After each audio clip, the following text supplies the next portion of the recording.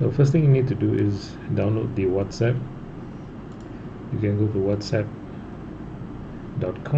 It doesn't work on the web, so you need to download a Mac or a Windows desktop application. So you can click on download. So once you have downloaded, you just run the exe file. The installation is straightforward.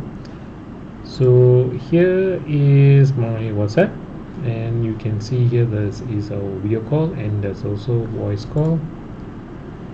And let's try to use the audio call.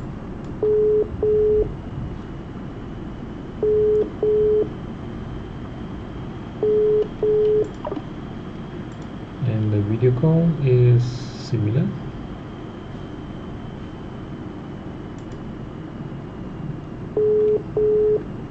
And because I'm using the camera right now, so it doesn't, and I'm recording at the same time, it doesn't allow you to see my screen.